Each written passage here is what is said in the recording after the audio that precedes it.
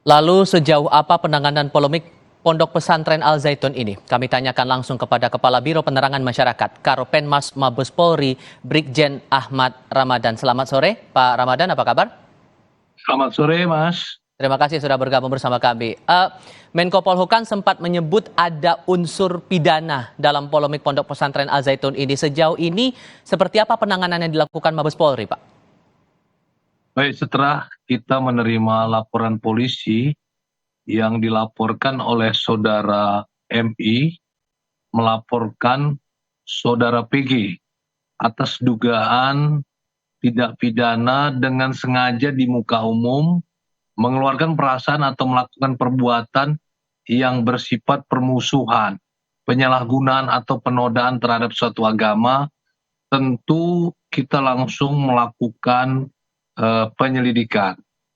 Ya, ini laporannya ini kaitan dengan memberikan ceramah di Pondok Pesantren Al Zaitun yang diunggah di YouTube dengan barang bukti yang diberikan oleh penyidik, yaitu satu berkas screenshot berita media online. Maka kita akan segera melakukan pemanggilan atau meminta keterangan secara klarifikasi mulai dari pelapor, saksi, dan juga saksi ahli. Ya, saksi ahli itu tentu mulai dari Kementerian Agama, kemudian juga kita akan meminta keterangan dari MUI dan tokoh-tokoh yang dianggap paham tentang agama Islam. Tentu ini kita respon dengan cepat nanti, Mas.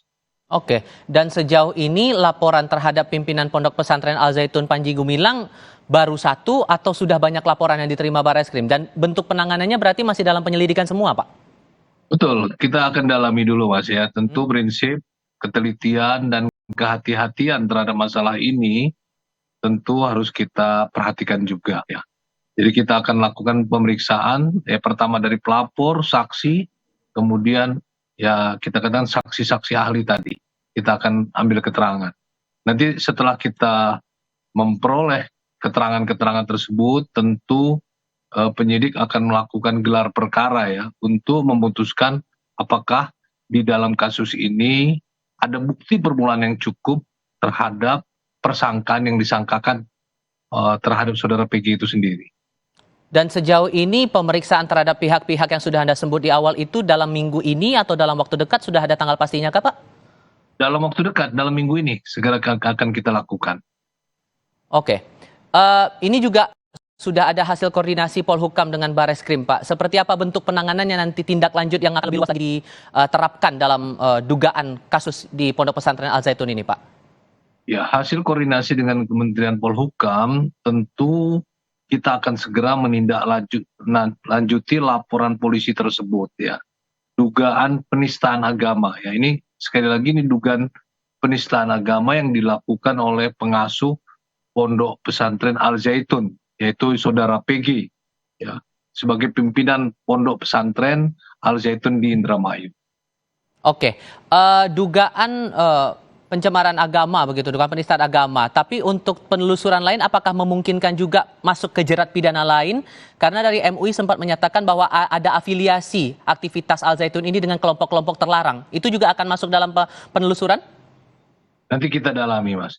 Nah, karena ini diunggah di media sosial ya, ketika dia memenuhi unsur-unsur pidana, maka penyidik juga bisa nantinya menjerat dengan Undang-Undang ITE. Bila sekali lagi ketika hasil pemeriksaan, hasil pendalaman memenuhi unsur-unsur pidana tersebut.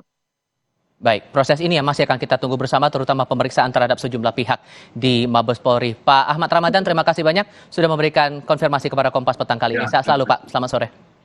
Selamat sore. Wassalamualaikum warahmatullahi wabarakatuh. Sorotan berikutnya di Kompas Petang sesaat lagi. Kapolri Jenderal Listio Sigit Prabowo menunjuk Kabarreskrim Komjen Agus Andrianto sebagai Wakapolri. Membahas soal mutasi di tubuh Polri akan kami hadirkan selepas jeda berikut.